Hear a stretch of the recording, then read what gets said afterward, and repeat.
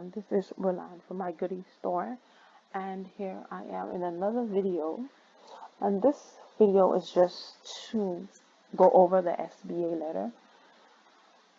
Those of you who you're a loan officer or somebody reached out from the SBA asking you for a letter that states you had a meeting and you accepted the amount. It's a simple way to do it. So this is like a sample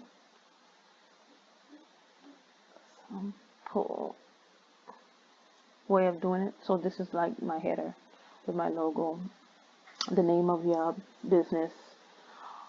If you are a business, if you're not, if you're a person, then you wouldn't probably have to do that. And there I would put my address. But if you're an individual, then you just start with the date, whatever date that you're doing the letter. And if you have the person's name in their title, this is where it goes. Because that's my loan officer's name, that's why I blacked it out. But if you do have the person's name, then you put it up here and their title goes next. But if you don't, then you just put the Office of Disaster Assistance, U.S. Small Business Association. And for the subject, you should screenshot it, because I don't have PDF. It's just, you just screenshot it, and just, because it's very simple. Usually it's like 4 lines. It's just not going to take very long to do.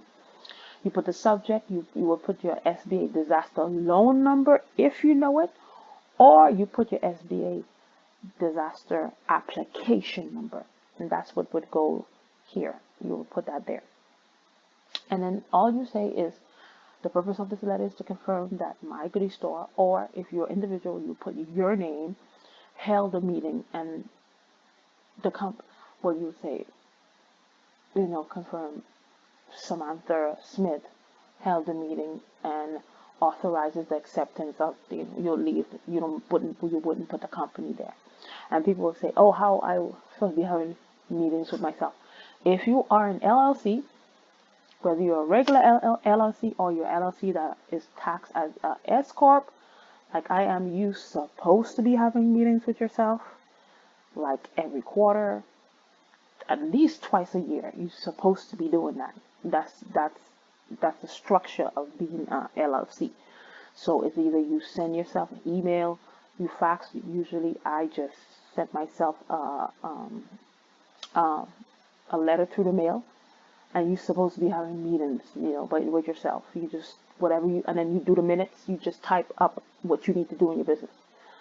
So this holding a meeting is nothing new. It's what you're supposed to be doing as an LLC. So you just say, authorize the acceptance of the SBA disaster loan in the amount, and you have to put the amount in the letter.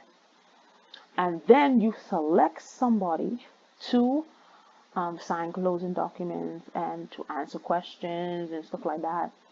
And then you would select the person, which if it's you, then you select yourself. I select myself. And then you put your title, whatever title you use, vice president, manager, owner, whatever it is, to sign closing documents. And you please, and you say, please forward any questions or concerns to Miss, whoever you are, Miss or Mr. at the email or telephone listed. And then, of course, you put this, or sincerely, respectfully, doesn't matter, sign it. Then you put your name, the person who, is in charge of doing the stuff with SBA, and their title, an email for them, their phone number, and if you're individual, then that's it. And then if you're not, then of course you put your company's information again at the bottom. That's how I was told to do it, and that's how I do it, and this is accepted. I sent this twice so far.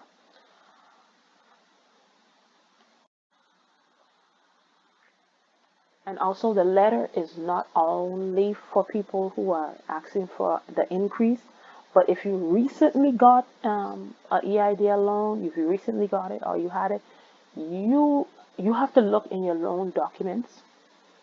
I think this one is on page 7 for me.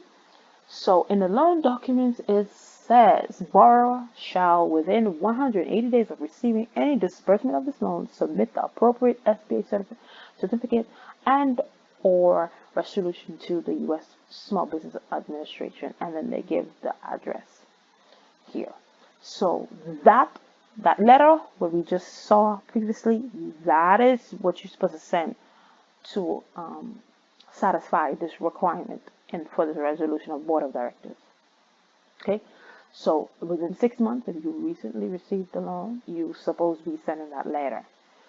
And if you're asking for an increase, they're gonna ask you for the letter anyway. But if they have not, you need to send it because it's in your contract. That's why you have to read your contract. So this is my previous one. It's for me. It's on page 7.